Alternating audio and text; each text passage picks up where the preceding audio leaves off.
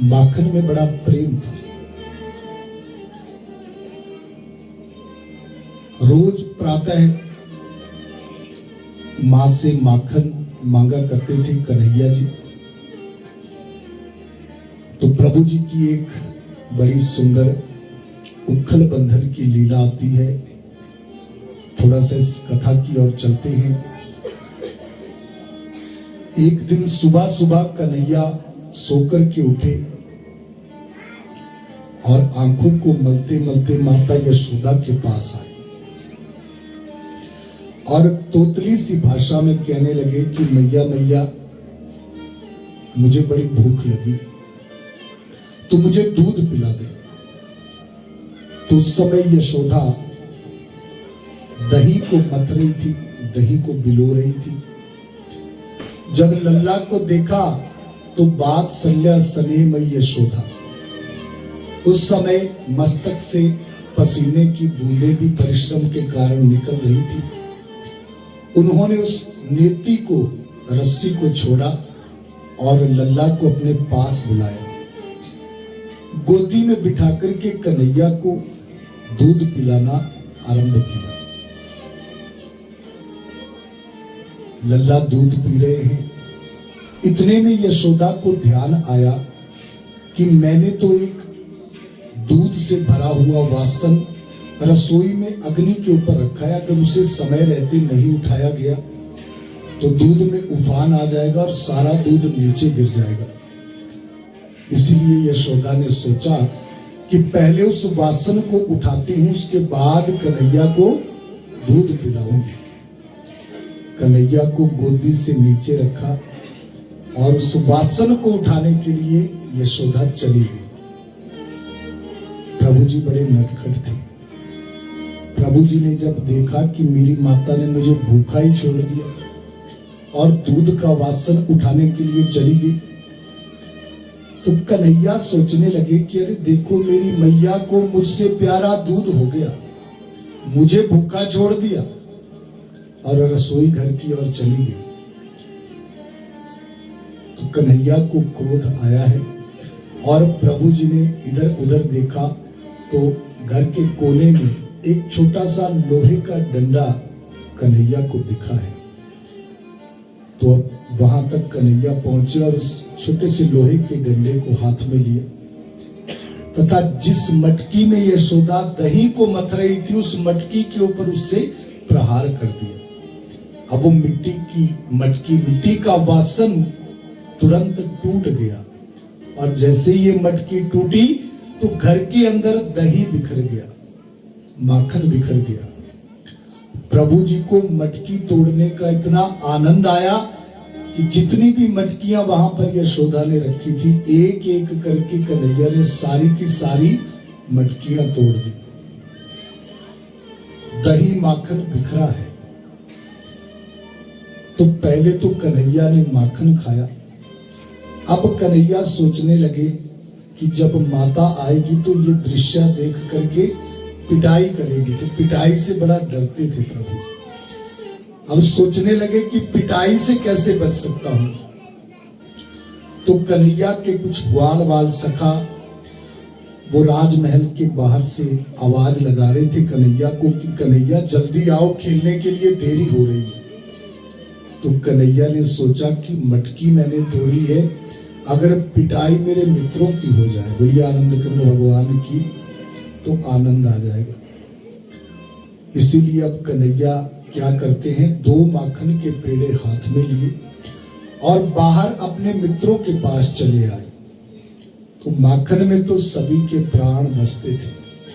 उन ग्वालों ने कन्हैया के हाथ में माखन देखा तो कहा, अरे मित्र कन्हैया, इस माखन को अकेले मत खाना, थोड़ा हमें भी खिलाना। कन्हैया कहने लगे, मित्रों, ये माखन तो मैं आप सभी के लिए लाया हूं, पर उसके लिए आपको मुझे अपना राजा बनाना होगा। अरे कन्हैया, हमारा राजा तो वैसे भी तू ही है, तू हमें माखन खिला दे। तो आंगन में एक बड़ा सा उखल था। कन्हैया ने कहा कि तुम सब ऐसा करो, मिलकर के मुझे इस उखल के ऊपर चढ़ाओ, फिर मैं वहां से सभी को बराबर बराबर माखन बांटूंगा। ग्वालों ने मिलकर के कन्हैया को उखल के ऊपर चढ़ा दिया। अब हाथों में माखन के पेड़े हैं। भक्तों, टुकुर टुकुर करके कन्हैया दरवाजे की ओर देख रहे हैं कि कब माता छड़ी लेकर के आएगी। बोलिए आनंद कंद भगवान की। यशोदा रसोई से लौट करके आई है उस वासन को उठा करके। तो जब कक्ष में पहुंची तो क्या देखती हैं, वो सारी मटकियां कन्हैया ने तोड़ दी हैं। बोलिए आनंद कंद भगवान की। घर के अंदर दही माखन बिखरा हुआ जब यशोदा को दिखा तो पहले तो उस दृश्य को देख करके हंसी आई यशोदा, किंतु फिर यशोदा सोचने लगी कि अगर कन्हैया को इसके लिए दंड नहीं दिया तो उसकी ये शरारतें बढ़ती जाएंगी। देखिए, माता पिता के द्वारा दिए हुए दंड में भी बच्चों के लिए शिक्षा होती है, और यहाँ पर यशोदा ने ये शिक्षा देने का भी प्रयास किया है कि जब बच्चों में संस्कार डालने की बात आती है तो माता पिता को थोड़ी सी कठोरता बच्चों के प्रति दिखानी पड़ती है। अधिक लाड प्यार में भी बच्चे बिगड़ते हैं। सही समय पर दिखाई हुई कठोरता बच्चे के उज्जवल भविष्य में बहुत काम आती है। कन्हैया तो कोई साधारण बालक नहीं है, किंतु यशोदा के लिए तो साधारण ही है, बालक ही है। प्रभु जी की लीला में आध्यात्मिक कारण जुड़ा है, किंतु यशोदा ने एक छड़ी हाथ में ली है और जानती है कि कन्हैया अब मटकियां तोड़ करके कहीं छिप गया है, पर कहां छिपा है उसे आज दंड जरूर दूंगी। घर में ढूंढ लिया किंतु कन्हैया कहीं नहीं दिखे। अचानक खिड़की से बाहर जब यशोदा की नजर गई तो क्या देखती हैं कि बाहर कन्हैया ने सभी ग्वालों को एक पंक्ति में खड़ा किया हुआ है और खुद उखल के ऊपर चढ़ करके हाथों में माखन के पेड़े लेकर के बार बार दरवाजे की ओर देख रहे। यशोदा समझ गई है कि कन्हैया कोई ना कोई तो शरारत इसके मन में चल रही है, पर क्या चल रही है ये देखना होगा। इसीलिए अब यशोदा छड़ी लेकर के भक्तों दरवाजे से बाहर निकली। जैसे ही कन्हैया ने देखा कि माता यशोदा आ रही है तो भक्तों उसी समय जल्दी से कन्हैया ने वो माखन अपने ग्वाल मित्रों में बांट दिया और वो ग्वाले बड़े प्रेम के साथ उस माखन को खाने लगे, उस माखन का भोग लगाने लगे। ग्वाले माखन खा रहे, यशोदा डंडा लेकर के आगे बढ़ रही है। कन्हैया ने देखा मैया तो मेरी ओर आ रही है, इसलिए कन्हैया ने पहले ही चिल्लाना शुरू कर दिया, अरे मैया बचा ले अपने लल्ला को इन दुष्टों से। बोलिए वृंदावन बिहारी लाल की। सारे के सारे ग्वाले कन्हैया की ओर देखने लगे, ये कन्हैया क्या कह रहा। तो यशोदा थोड़ा पास आई और कहने लगी, अरे ओ लल्ला तू इस उखल के ऊपर क्या कर रहा है। अरे मैया तू तो मुझे भूखा छोड़ करके रसोई में चली गई, पर तू नहीं जानती तेरे जाने के बाद क्या क्या हुआ। ये सारे के सारे दुष्ट घर के अंदर आ गए। इन्होंने मुझे जबरदस्ती पकड़ा और लाकर के इस उखल के ऊपर चढ़ा लिया। मैया देख ले मैं छोटा सा हूं, ये उखल कितना बड़ा है, मैं स्वयं तो इस पर चढ़ नहीं सकता। इन्होंने मुझे ऊपर चढ़ाया और उसके बाद घर के अंदर गए और सारी मटकियां तोड़ दी। बोलिए आनंद कंद भगवान की। तूने जितनी भी मटकियां माखन से भर करके रखी थी सारी तोड़ी है इन्होंने, और हमारे घर का माखन चुरा चुरा करके खा रहे हैं। इनके हाथ में देख ले, मुख पर देख ले, माखन लगाया, हाथों में भी माखन है। जैसे ही कन्हैया ने ये कहा तो ग्वाले कहने लगे, अरे नहीं नहीं मैया तेरा लल्ला झूठ बोल रहा है, हमने चोरी नहीं की। कन्हैया कहने लगे, मैया हाथों में देख माखन है। बोलिए आनंद कंद भगवान की। अरे ये माखन तो कन्हैया ने हमें दिया है। तो यशोदा ने ग्वालों से कहा, रे ग्वालों थोड़ी देर तुम चुप रहो, मैं अपने लल्ला से बात कर रही हूं। कन्हैया तूने कहा कि मैं दूध उठाने के लिए जब रसोई में गई तो ये सारे के सारे घर के अंदर आए और इन्होंने तुझे पकड़ा और पकड़ करके ला करके उखल के ऊपर रख दिया। फिर ये सब घर के अंदर गए, फिर इन्होंने मटकियां भी तोड़ी, माखन भी चुराया। किंतु कन्हैया, तुम तो उखल पर थे, तुम्हें पता कैसे चला कि इन्होंने मटकियां भी तोड़ी हैं? बोलिए वृंदावन बिहारी लाल की। प्रभु जी की चोरी पकड़ी गई है। कई बार बच्चे चतुर बनना चाहते हैं माता पिता के सामने, किंतु माता पिता से बात छिपी नहीं होती है। कन्हैया ने भी वैसा प्रयास किया। कन्हैया कहने लगे, मैया बस आवाजें सुनाई दे रही थी तो मैंने सोचा मटकियां टूट रही हैं। तो कन्हैया एक बार तू भी हाथ में आ, फिर देख मेरे हाथ में छड़ी है, कैसी आवाजें आएंगी। बोलिए आनंद कंद भगवान की। कन्हैया ने उखल से छलांग लगाई और भागने लगे। पिटाई से डरते हैं भक्तों। आगे आगे कन्हैया दौड़े हैं, पीछे पीछे यशोदा दौड़ी, किंतु प्रभु जी पकड़ में नहीं आ रहे। कभी इधर भाग रहे हैं, कभी उधर भाग रहे हैं, और बड़ा परिश्रम हो रहा है यशोदा का भी, फिर भी प्रभु जी पकड़ में नहीं आ रहे। क्यों पकड़ में नहीं आ रहे हैं? क्योंकि यशोदा इस समय क्रोध में है। क्रोध से भगवान को पकड़ा नहीं जा सकता। बोलिए आनंद कंद भगवान की। और जो छड़ी हाथ में ली हुई है वो भी क्रोध का प्रतीक है। तो प्रभु जी तब तक तो पकड़ में नहीं आने वाले जब तक वो छड़ी है। बड़ा परिश्रम किया यशोदा ने, पर जब कन्हैया पकड़ में नहीं आए तो यशोदा भी समझ गई जब तक मेरे हाथों में ये डंडा, ये छड़ी है, तब तक कन्हैया नहीं पकड़ में आएगा। इसलिए पहले यशोदा ने जानबूझ करके उस छड़ी को फेंक दिया। प्रभु जी ने देखा कि माता ने अब छड़ी फेंक दी है, और परिश्रम भी माता का बहुत ज्यादा हो गया है। इसलिए अब प्रभु जी जानबूझ करके पकड़ में आए हैं, क्योंकि यहाँ प्रभु जी ने और भी लीला करनी थी। यशोदा ने कन्हैया को कान से पकड़ा और कहने लगी, लल्ला तेरी शरारतें प्रतिदिन बढ़ती जा रही, पर आज मैं तुझे ऐसा दंड दूंगी, ऐसी सजा दूंगी कि तू जीवन भर याद रखेगा और दूसरी बार ऐसी शरारत नहीं करेगी। अरे मैया छोड़ दे अपने लल्ला को, मैं वैसे भी शरारत नहीं करूंगा।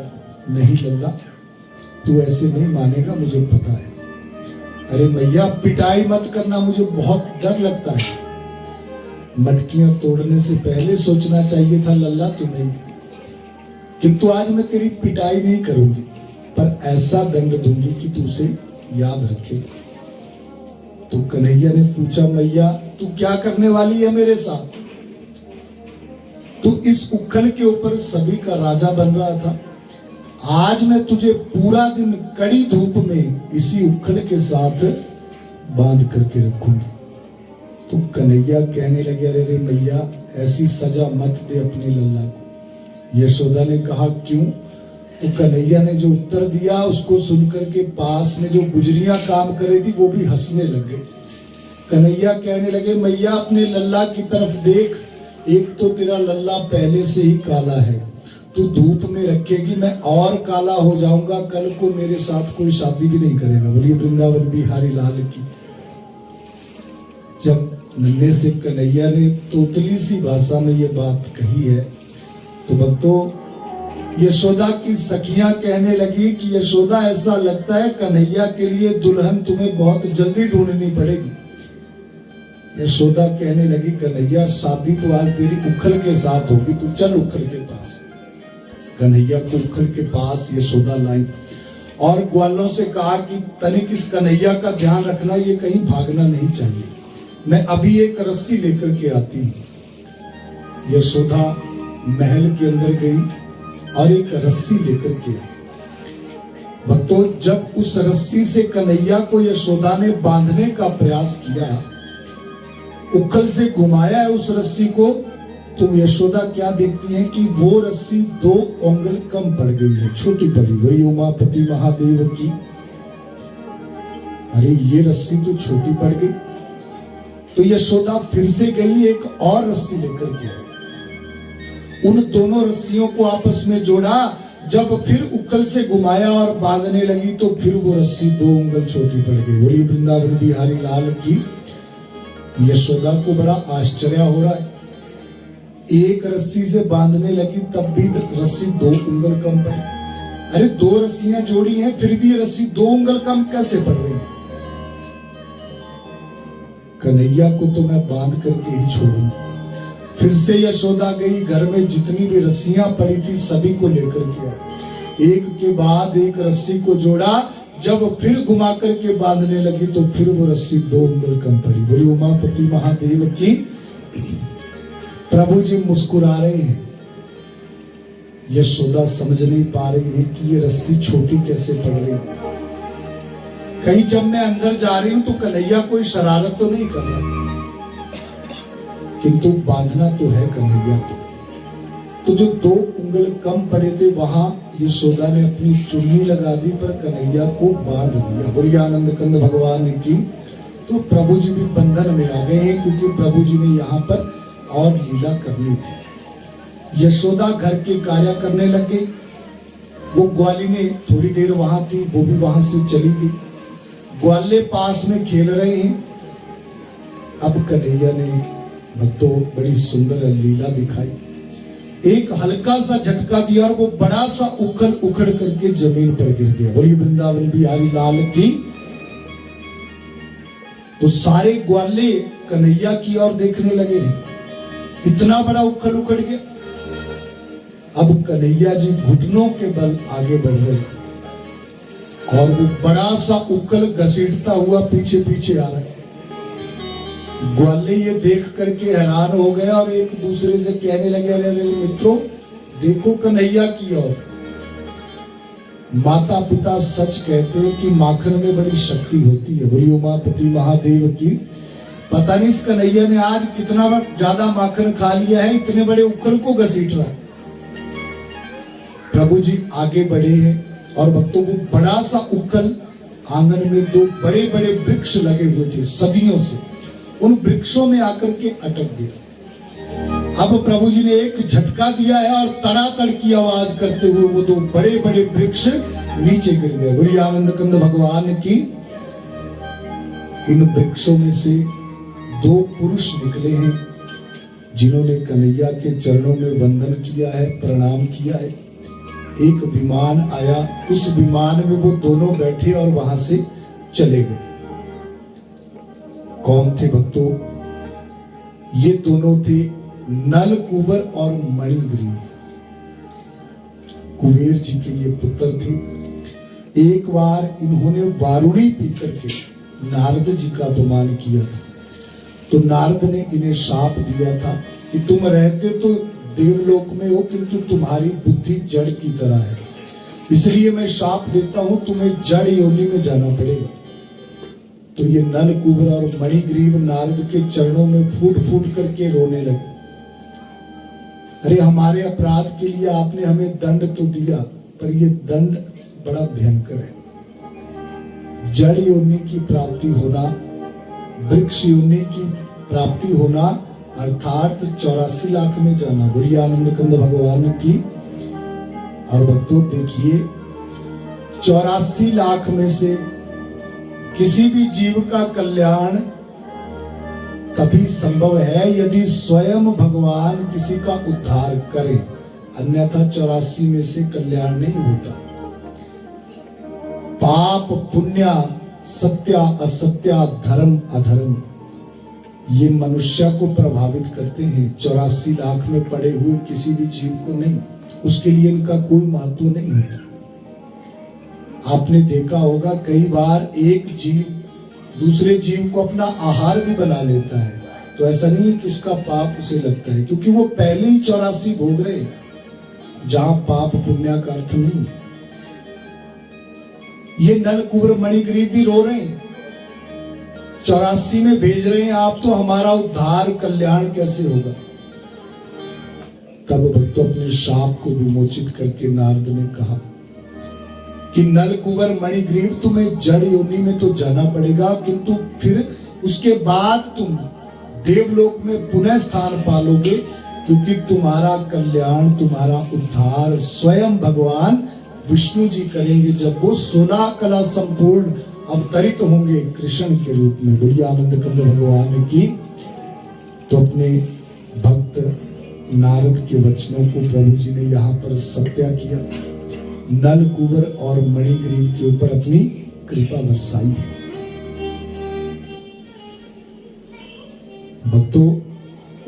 वृक्षों के गिरने से जो आवाज हुई उसको सुनकर के यशोदा नंद आदि गोप दौड़ करके वहां आए हैं देखने के लिए कि आखिर वहां पर हुआ क्या। तो सभी ये देख करके हैरान हैं कि इतने दो बड़े बड़े वृक्ष जो सदियों से लगे हुए थे अचानक ही नीचे कैसे गिर गए। ना तो हवा चली है ना तूफान चला है, फिर ये वृक्ष कैसे टूट गए। सभी आपस में ये चर्चा कर रहे थे। इतने में कन्हैया के वो मित्र ग्वाले नंद बाबा से कहने लगे, नंद बाबा जी हम बताते हैं ये वृक्ष कैसे टूटे। बोलिए आनंद कंद भगवान की। अरे नंद बाबा जी पता नहीं इस कन्हैया ने आज कितना माखन खाया था। सबसे पहले तो इसने इस उखल को उखाड़ दिया, उसके बाद घसीटता हुआ ले गया इस उखल को इन वृक्षों में। हे नंद बाबा जी, उसके बाद इसी कन्हैया ने जोर से उस उखल को खींचा और ये दो बड़े बड़े वृक्ष नीचे गिर गए। और हे नंद बाबा जी, इन वृक्षों में से दो पुरुष भी निकले थे। उन्होंने कन्हैया के चरण छुए और एक विमान में बैठ करके वो चले गए। ग्वालों ने जो कुछ कहा सच कहा, किंतु नंदादि गोप ग्वालों की इस बात को सुनकर के हंसने लगे हैं। अरे ये बच्चे बालक बुद्धि के कारण ऐसा कह रहे हैं, कन्हैया ने वृक्षों को कैसे उखाड़ सकता है। अवश्य ये भी किया धरा कंस का है, कोई ना कोई उसने यहां पर फिर से भेजा था दैत्य। भक्तों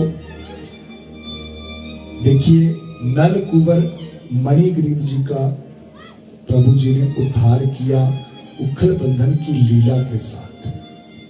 तो मैंने आपको कहा था कि भगवान का अवतार हुआ है और अवतार लेकर के भगवान जो करते हैं वो लीला होती है, उसमें कोई ना कोई आध्यात्मिक कारण जुड़ा होता है। और मनुष्य जो करता है वो कर्म होता है। तो भगवान की समानता मनुष्य को कभी भी नहीं करनी चाहिए। बोलिए उमापति महादेव की। जोर से बोलेंगे जय श्री राधे, जय जय श्री राधे। प्रभु जी ने बहुत चमत्कार भी दिखाए हैं। जैसे माता यशोदा को मुख में ही त्रिलोकी के दर्शन भी करवा दिए, किंतु बाद में प्रभु जी योग माया से सभी की बुद्धि पर पर्दा डाल देते थे और सभी भूल जाते थे कि कन्हैया कोई साधारण बालक नहीं है। और ऐसा इसलिए प्रभु जी करते थे। भक्तों, अगर सभी को याद रहेगा कि कन्हैया साधारण बालक नहीं है, तो जो प्रेम एक बच्चे को माता पिता से मिलता है वो कन्हैया को नहीं मिल पाना था। अगर उन्हें याद रहता कि ये ईश्वर है, तब तो उन्होंने कन्हैया की पूजा करनी थी। इसीलिए योग माया से सबकी बुद्धि पर पर्दा डाल देते थे। बोलिए वृंदावन बिहारी लाल की। जोर से बोलेंगे जय श्री राधे। तो शुकदेव स्वामी जी से परीक्षित जी पूछने लगे हैं, हे शुकदेव जी, आपने भगवती योग माया का बारंबार वर्णन किया, बारंबार जिक्र किया है, तो मैं भी जानना चाहता हूं कि आखिर योग माया की सत्ता क्या है, योग माया की शक्ति कितनी है। शुकदेव जी कहने लगे कि हे परीक्षित, देखिए चराचर जगत पूरा का पूरा संसार योग माया के अधीन है। कोई भी योग माया के प्रभाव से बच नहीं सकता। भक्तों, आप देखते हैं एक परिवार में एक दूसरे के प्रति प्रेम होता है, लगाव होता है, समर्पण की भावना होती है, त्याग की भावना होती है। और एक परिवार कैसे बंधा होता है? प्रेम की डोरी से, एक दूसरे से प्रेम होता है। तो ये प्रेम उत्पन्न कैसे होता है? ये है योग माया की सत्ता।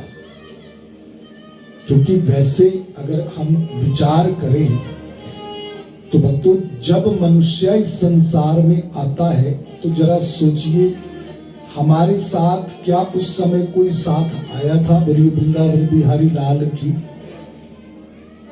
अकेला मनुष्य आया, यहां पर बहुत कुछ मिला। माता पिता भाई बहन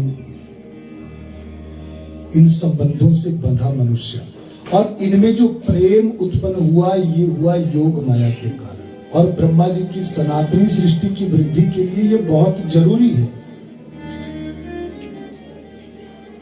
इसीलिए मनुष्य एक दूसरे के लिए समर्पण भावना से अपने जीवन की बहुमूल्य अवधि को लगाता है।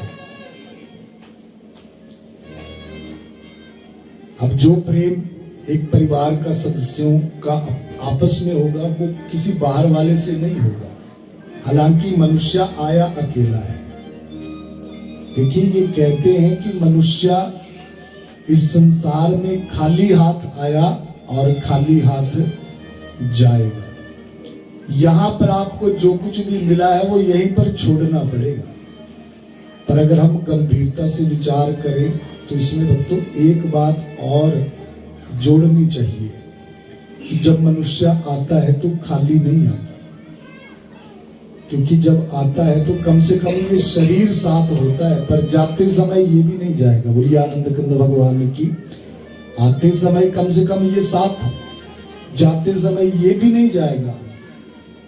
ये भी उन्हीं 5 तत्वों में विलीन हो जाएगा जिनसे इसकी संरचना हुई है, पृथ्वी जल अग्नि आकाश और वायु।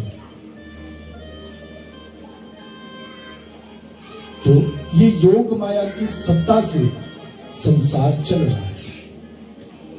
और हे परीक्षित, जैसा प्रश्न आपने पूछा ऐसा ही प्रश्न एक बार कन्हैया से दाऊ भैया ने पूछ लिया, क्योंकि दाऊ को थोड़ा आश्चर्य हुआ संसार वालों को देख करके। शाम का समय था, दाऊ कहने लगे, अरे कन्हैया, मैं एक बात नहीं समझ पाता हूं कि इस संसार का लगभग हर मनुष्य जानता है कि एक दिन इस संसार को छोड़ना है, ये शरीर नश्वर है, फिर भी आपको बुला करके रहता है और छोटे छोटे स्वार्थ में आकर के पाप कर्म तक कर देता है। कन्हैया कहने लगे, दाऊ भैया, इसे कहते हैं योग माया की सत्ता। ये जो आप देख रहे हैं ये भगवती योग माया के प्रभाव से ऐसा होता है। अरे कन्हैया, कितनी शक्तिशाली है योग माया कि मनुष्य सब कुछ जानते हुए भी सत्या को भुला देता है। अरे दाऊ जी, यही है योग माया की सत्ता, और इसके प्रभाव से कोई भी बच नहीं पाया है। ऐसे ही बात करते करते कन्हैया और दाऊ भैया सो गए। अगले दिन सुबह दोनों उठे हैं तो भक्तों दोनों प्रतिदिन उठ करके माखन खाते थे। पहले कन्हैया जी पहुंच गए हैं अपनी माता यशोदा के पास, आंखों को मलते मलते, और माता से कहने लगे, मैया मैया, तू घर के काम बाद में करना, पहले अपने लल्ला को माखन खिला, मुझे भूख लगी। इतने में दाऊ भैया भी आए और दाऊ कहने लगे, मैया रुक जा, अरे प्रतिदिन तू कन्हैया को ही पहले माखन खिलाती है, कभी अपने इस लल्ला से भी प्रेम कर लिया कर। बोलिए वृंदावन बिहारी लाल की। अरे कन्हैया तो मुझसे छोटा है, मैं बड़ा हूं, तू पहले मुझे माखन खिला, बाद में कन्हैया को खिला देना। तो कन्हैया दाऊ की ओर देखने लगे कि दाऊ मुझसे पहले माखन खाना चाहते हैं, किंतु ये मैं होने नहीं दूंगा। कन्हैया ने कहा, देख मैया, प्रतिदिन मैं पहले माखन खाता हूं, इसलिए आज भी पहले मुझे ही माखन मिलेगा, दाऊ को बाद में, क्योंकि दाऊ बड़े हैं। दाऊ कहने लगे, कन्हैया इसीलिए तो पहले माखन मांग रहा हूं कि मैं बड़ा हूं। देख मैया, मेरी बात को ध्यान से सुन, अगर आज तूने कन्हैया को पहले माखन दिया तो मैं समझूंगा कि तू केवल कन्हैया से प्रेम करती है, मैं तेरा पुत्र नहीं हूं, मुझे तू कहीं से खरीद करके लाई है। बोलिए आनंद कंद भगवान की। यशोदा मुस्कुराई और कहने लगी, अरे दाऊ तू ऐसा क्यों बोल रहा है, क्यों मैया तू प्रतिदिन क्यों कन्हैया कोई पहले माखन खिलाती है? मैं भी तो तेरा ही पुत्र हूं। कन्हैया ने देखा दाऊ ने तो माता को भावनात्मक बातें कह करके भावुक कर दिया है। बोलिए वृंदावन बिहारी लाल की। ऐसा लग रहा है माखन दाऊ को मिल जाने वाला है। कन्हैया भी बड़े चालाक है। कन्हैया ने कहा देख मैया अब मेरी बात सुन, अगर तुमने आज दाऊ को पहले माखन खिलाया, मैं सच कहता हूं यमुना में जाकर के छलांग लगाऊंगा और अपने प्राण ही त्याग दूंगा। बोलिए आनंद कंद भगवान की। माखन तो पहले मुझे ही मिलने चाहिए। दाऊ ने कहा कन्हैया अगर तू ऐसी जिद कर सकता है मैया तो फिर मेरी भी बात सुन ले। अगर तूने कन्हैया को पहले माखन दिया तो मैं यमुना में छलांग लगा दूंगा। बोलिए उमापति महादेव की। अभी यशोदा दुविधा में है क्योंकि माखन तो किसी एक को ही पहले मिल सकता है, तो किसे खिलाया जाए? यशोदा मुस्कुराई और कहने लगी दाऊ कन्हैया तुम दोनों में से कोई भी मानने को तैयार नहीं है। अब माखन तो किसी एक को ही मिल सकता है। अब माखन पहले किसे मिलेगा ये निर्णय मैं नहीं करूंगी, ये निर्णय तुम दोनों को ही करना है। कैसे? हे कन्हैया हे दाऊ तुम दोनों दौड़ करके जाओ और यमुना में स्नान करो। तुम दोनों में से स्नान करके जो भी पहले लौट करके आएगा उसी को माखन मिलेगा। जैसे ही दाऊ ने ये बात सुनी तो दाऊ बड़े खुश हुए क्योंकि दाऊ जानते हैं कि माखन पहले मुझे ही मिलने वाला है, मुझे कन्हैया हरा नहीं सकता। दाऊ कहने लगे बहुत अच्छी बात है, अरे कन्हैया चल तो अब दौड़ते हैं और देखते हैं कौन जीतता है। तो दाऊ और कन्हैया दौड़े हैं, यमुना की ओर भागने लगे। दाऊ बड़ी तेज गति से भाग रहे हैं भक्तों। कन्हैया भी दाऊ के साथ साथ दौड़े तो हैं, पर जैसे ही दाऊ घर के दरवाजे से बाहर निकले कन्हैया वहीं से लौट करके आ गए। बोलिए आनंद कंद भगवान की। लौट करके आया और माता से कहने लगे मैया मैया दाऊ तो चला गया यमुना के पास, तू ऐसा कर मुझे माखन खिला दे क्योंकि जब तक दाऊ स्नान करके लौटेगा तब तक तो मैं मित्रों के साथ खेलने के लिए भी चला जाऊं। तो यशोदा मुस्कुराई, हंसने लगी और कहने लगी कन्हैया तू जितना नटखट है उतना ही चालाक भी है, किंतु मैंने जो कहा है वही सच है। आज माखन उसी को पहले मिलेगा जो पहले स्नान करके लौटेगा। अरे मैया ये क्या बात हुई? दाऊ मुझसे बड़े हैं, मैं छोटा हूं। दाऊ की बड़ी बड़ी टांगे हैं, मेरी छोटी छोटी। खुद सोच अगर मैं दौड़ूंगा तो कैसे हरा पाऊंगा दाऊ को। कन्हैया वो सब मैं नहीं जानती, पर जितनी तेज तेज तू बातें कर रहा है, अगर इतना तेज तेज यमुना की तरफ भागता तो शायद तुझे माखन पहले मिल जाता।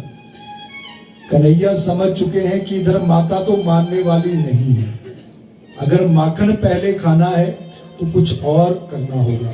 इसलिए अब कन्हैया भी भागने लगे यमुना की तरफ। उधर दाऊ भैया ने सोचा कि कन्हैया तो कहीं नहीं दिख रहा है, अभी तक बहुत पीछे छूट गया, तो जब तक कन्हैया यहाँ पर आएगा मैं तब तक स्नान का आनंद लेता हूं। कन्हैया के आते ही मैं यहां से चला जाऊंगा और पहले माखन खा लूंगा। तो दाऊ भैया बड़े आनंद से स्नान कर रहे। कन्हैया भी अब दौड़ते दौड़ते यमुना तट पर पहुंचे हैं। सबसे पहले दाऊ के वस्त्रों पर नजर गई। बोलिए आनंद कंद भगवान की। दौड़ करके कन्हैया गया और वो वस्त्र उठा लिए। वस्त्रों को हाथ में लिया है कन्हैया ने। दाऊ भैया ने डुबकी लगाई है यमुना में। जैसे ही बाहर निकले क्या देखते हैं कि कन्हैया ने दाऊ के वस्त्र हाथ में ले लिए। तो भक्तों दाऊ कहने लगे अरे कन्हैया ये मेरे वस्त्र क्यों उठा लिए? कन्हैया कहने लगे देख दाऊ मुझे पहले माखन खाने दे, नहीं तो मैं तुझे तेरे वस्त्र नहीं दूंगा। बोलिए वृंदावन बिहारी लाल की। दाऊ कहने लगे कन्हैया कोई बात नहीं, वस्त्र भी तू ही रख ले, मैं आज केले के पत्ते से ही काम चला लूंगा, पर माखन पहले मैं ही खाऊंगा। बोलिए उमापति महादेव की। इतना कहकर के दाऊ भैया जी ने यमुना में डुबकी लगाई। और भक्तों, जैसे ही दाऊ भैया ने यमुना में डुबकी लगाई और डुबकी लगा करके फिर से बाहर निकले, तो दाऊ भैया की होश उड़ गई ये देख करके कि सामने अब कन्हैया नहीं दिख रहे हैं। बोलिए वृंदावन बिहारी लाल की। वैसे तो हाथों में वस्त्र लेकर के कन्हैया वहीं खड़े थे, पर ना तो अब वहां कन्हैया है और ना वो बट वृक्ष साथ में जो था वो वृक्ष भी वहां नहीं दिख रहा है। दाऊ सोचने लगे, अरे मैंने तो केवल एक डुबकी लगाई है, मैं कहां आ गया। जब इधर उधर बड़े ध्यान से दाऊ ने देखा तो वो स्थान पहचान में नहीं आ रहा है। भक्तों, एक छोटा सा पुराना सा मंदिर दिख रहा है दाऊ को। दाऊ सोचने लगे कि यमुना के साथ साथ हम जितना घूमे हैं, ये स्थान तो मैंने पहले कभी देखा नहीं। इस मंदिर को मैं पहली बार देख रहा हूं। आखिर ये स्थान है कौन सा? दाऊ भैया ने पुनः डुबकी लगाई और जैसे ही बाहर निकले हैं तो सामने कन्हैया है। बोलिए वृंदावन बिहारी लाल की। हाथों में वस्त्र है, साथ में वो वृक्ष है। दाऊ, मुझे पहले माखन खाने दे। दाऊ सोचने लगे, मैं पहले कहां था? पहले तो कन्हैया यहां था नहीं, अभी फिर से कहां से आ गया ये? फिर से दाऊ ने एक डुबकी और लगाई। फिर से देखना चाहते हैं कि अब क्या होगा। जैसे ही डुबकी लगाई और फिर से बाहर निकले तो ना तो सामने कन्हैया है ना वो वृक्ष है। बोलिए आनंद कंद भगवान की। फिर वही वो पुराना सा मंदिर दाऊ को दिख रहा है। दाऊ ने सोचा, ये स्थान है कौन सा जहां मैं बार बार पहुंच रहा हूं? पता तो लगाना ही चाहिए। इसलिए दाऊ यमुना से बाहर निकले। और भक्तों, बाहर निकलने के बाद दाऊ भैया ने केले के पत्थर का ही वस्त्र बनाया। उसके बाद उस मंदिर को देखने के लिए गए तो भोलेनाथ जी का ये मंदिर था। दाऊ ने सोचा, भोलेनाथ का मंदिर है, यहां पर आया हूं तो थोड़ा सा जल शिव जी को चढ़ाना चाहिए। और दाऊ भैया ने थोड़ा सा जल लिया और मंदिर के अंदर जाकर के जैसे ही जल चढ़ाने लगे, शिव जी की पूजा करने लगे। भक्तों, इतने में 5-7 सैनिक दौड़ते हुए आए जिन्होंने जबरदस्ती वहां दाऊ को पकड़ा है। बोलिए आनंद कंद भगवान। जब वो सैनिक दाऊ को पकड़ने लगे तो दाऊ घबरा गए और दाऊ कहने लगे, अरे सैनिकों, मुझे छोड़ दो। अरे मैं तो केवल यहाँ पूजा कर रहा था, आप तो मुझे ऐसे पकड़ रहे हो जैसे कि मैं यहाँ चोरी करने के लिए आया हूं। सैनिकों ने कहा, महाराज, आपको हमारे साथ चलना होगा राजसभा में। दाऊ कहने लगे, अरे राजसभा में क्यों लेकर के जा रहे? मुझे यही बता दो जो भी बताना है। नहीं महाराज, ये आपको सभा में चल करके ही पता चलेगा। दाऊ कहने लगे, सैनिकों, ऐसा मत करो। अरे तुमने मुझे पकड़ लिया और उधर कन्हैया पहले माखन खा लेगा। बोलिए आनंद कंद भगवान की। मुझे छोड़ दो, मुझे जाने दो। सैनिकों ने दाऊ की एक बात भी नहीं सुनी, जबरदस्ती पकड़ करके अपने साथ ले चले। दाऊ सोचने लगे, अरे ये मुझसे क्या हो गया? ये सैनिक मुझे पकड़ करके क्यों ले जा रहे हैं? मैं तो केवल शिव पूजा कर रहा था। और इन सब में इतना समय निकल जाएगा, कन्हैया मुझसे पहले माखन खा लेगा। दाऊ को माखन की चिंता। सैनिक सभा के बीच में दाऊ को लेकर के गए। राजसभा लगी थी तो दाऊ ने क्या देखा कि राजसभा तो लगी हुई है, किंतु एक राजा को छोड़ करके वहां पर सभी उपस्थित थे। उस समय मंत्री जी भी थे, अन्य भी सभागण वहां थी, पर राजगद्दी के ऊपर अभी राजा नहीं बैठे थे। बोलिए आनंद कंद भगवान की। तो दाऊ ने सोचा कि राजा के आने से पहले पहले मंत्री से बात करता हूं और यहां से निकलने की युक्ति निकालता हूं। इसलिए भक्तों, दाऊ ने मंत्री से कहा, अरे मंत्री जी, समझाइए अपने इन सैनिकों को, ये मुझे बिना किसी कारण से जबरदस्ती पकड़ करके यहां पर ले आए हैं। तो मंत्री ने सैनिकों से पूछा, अरे सैनिकों, क्या बात है? कौन है ये और ये क्या बोल रहा है? तुम इसे क्यों पकड़ करके लाए हो? तो सैनिकों ने हाथ जोड़े और कहा कि हे मंत्री जी, जैसे आपने हमें आज्ञा दी थी हमने तो उसी का पालन किया है। यमुना किनारे जो शिव मंदिर है, ये व्यक्ति हमें उसी मंदिर में मिला, वहां पूजा कर रहा था।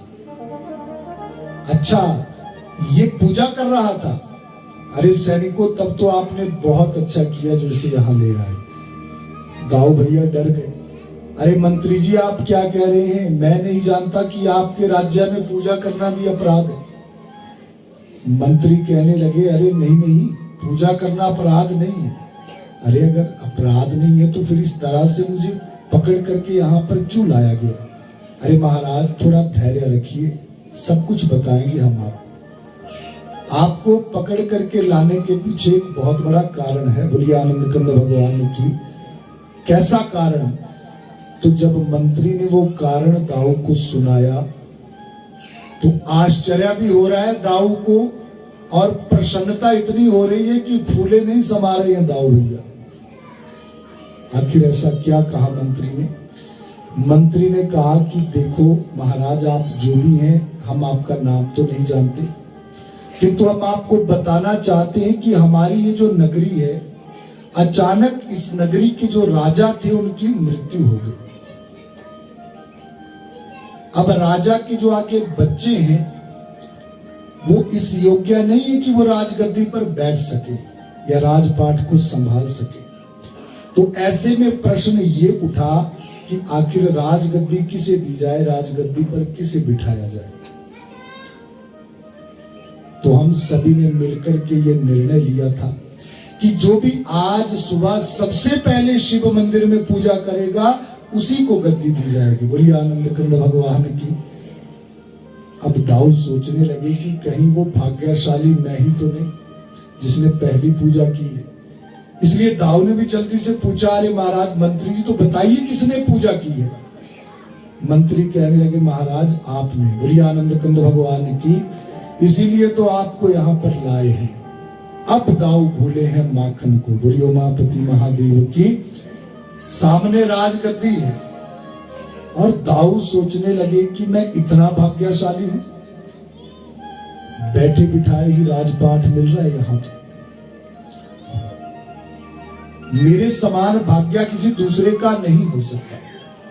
बड़े खुश हुए दाऊ, और दाऊ कहने लगे कि हे मंत्री जी, तो फिर बताइए अब आगे क्या करना है? अरे महाराज, अगर आपकी आज्ञा हो तो अब हम आपका राज्याभिषेक करना चाहते हैं, राज तिलक करना चाहते हैं।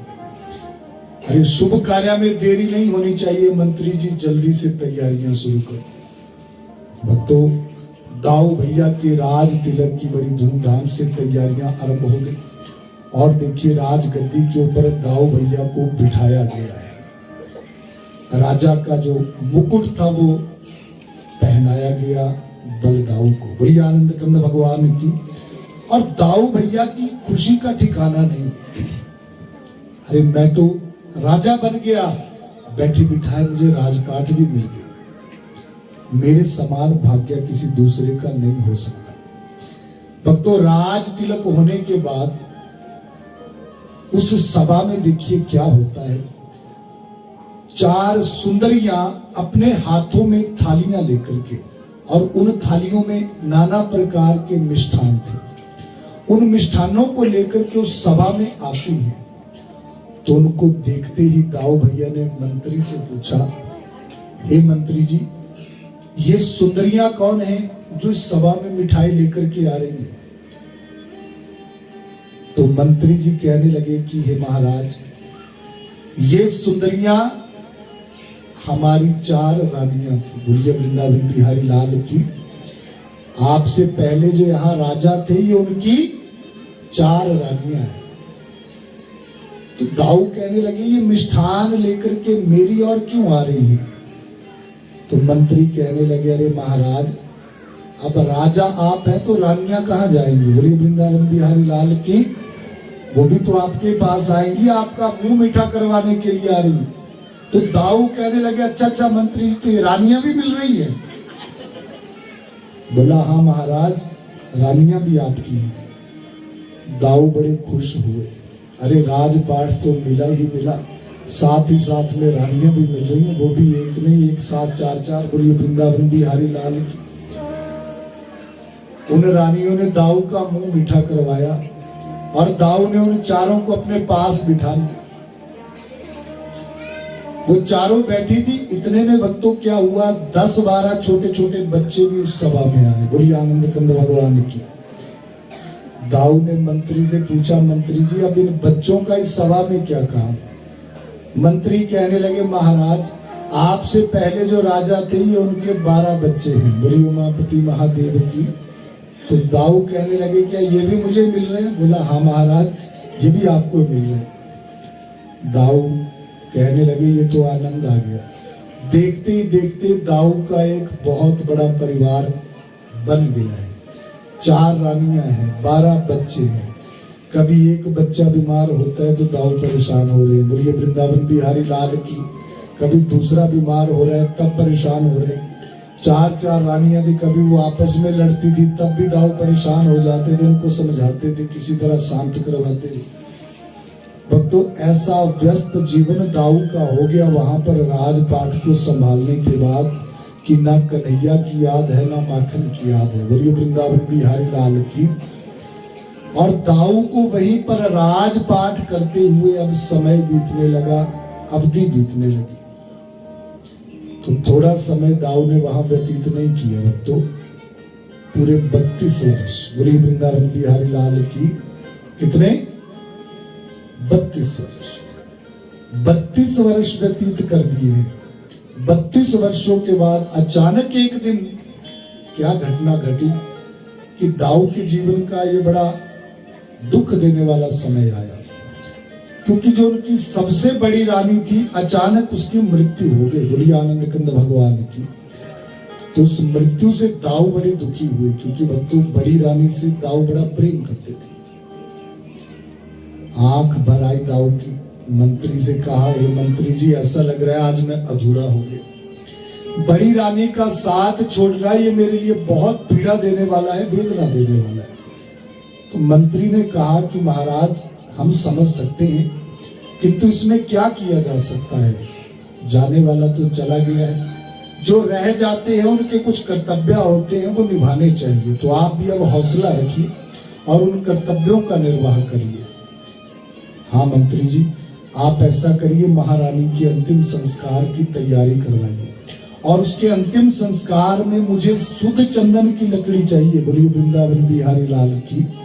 हे महाराज जैसी आपकी आज्ञा। मंत्री ने सैनिकों को बुलाया और समझा करके भेज दिया। भक्तों अंतिम संस्कार की पूरी तैयारी हो चुकी है। अब दाऊ भैया बड़ी रानी को जलाने के लिए लेकर के जा रहे हैं। जब जहां रानी को जलाया जाना था वहां पर पहुंचे हैं भक्तों दाऊ भैया मंत्री के साथ, सैनिकों के साथ। तो दाऊ ने वहां पर क्या देखा, दाऊ को बड़ा आश्चर्य हुआ कि रानी तो उनकी एक मरी थी पर वहां चिताएं 2 लगाई हुई थी। दाऊ ने कहा मंत्री जी लगता है आज का दिन ही बड़ा मनहूस है हमारे राज्य के लिए।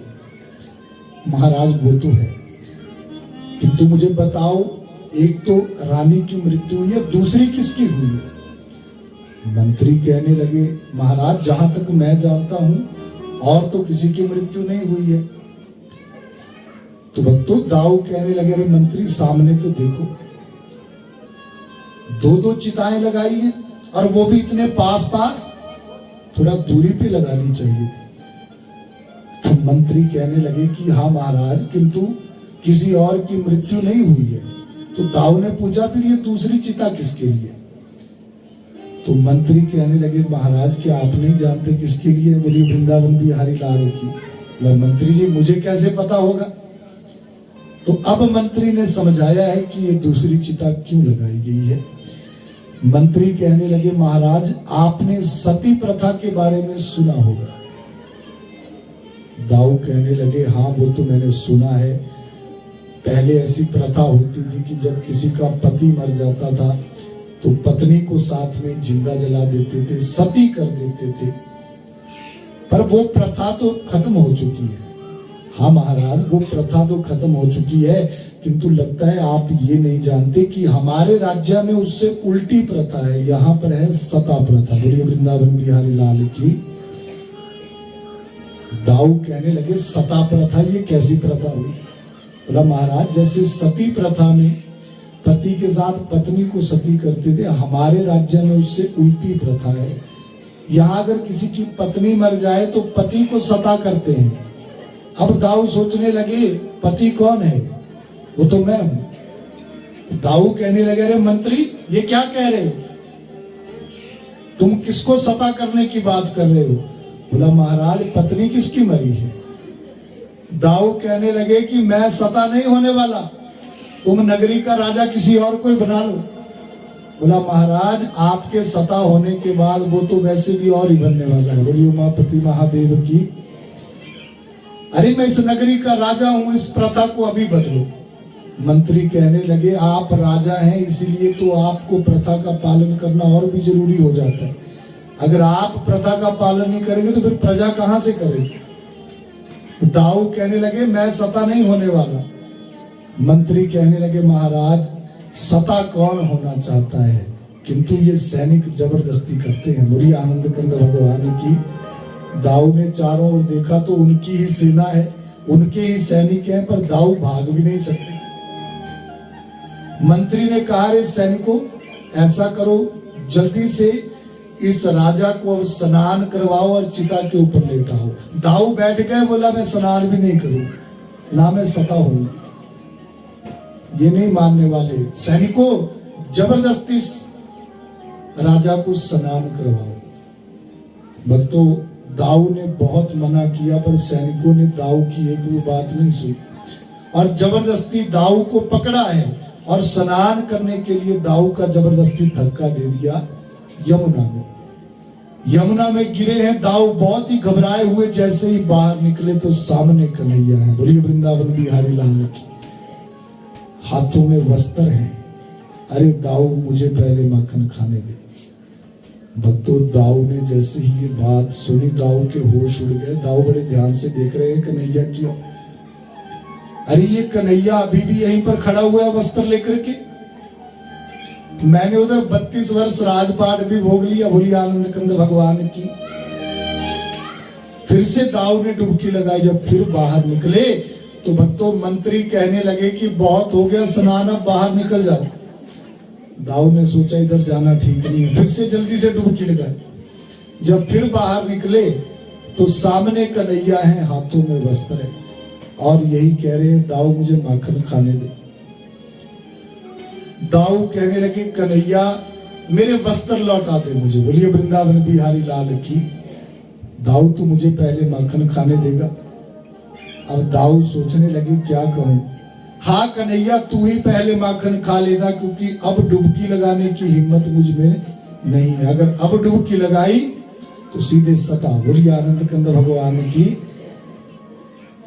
तो अब दाऊ जैसे ही यमुना से बाहर निकले तो एक लंबी श्वास ली कि चलो मैं सता होने से बच गया। बोलिए आनंद कंद भगवान की। कन्हैया से वस्त्र लिए, अब कन्हैया स्नान करने लगे। तो जब दाऊ बाहर निकल गए तो दाऊ ने सोचा अरे मैं तो बाहर निकल गया हूं। तब दाऊ ने कहा कन्हैया तू स्नान का आनंद ले, माखन तो पहले मैं ही खाऊंगा। कन्हैया जल्दी से बाहर निकले हैं। कन्हैया के तो वस्त्र भी यमुना पर ही छूट गए। दाऊ के पीछे पीछे दौड़ पड़े। भक्तों, बहुत तेज भाग रहे हैं दाऊ।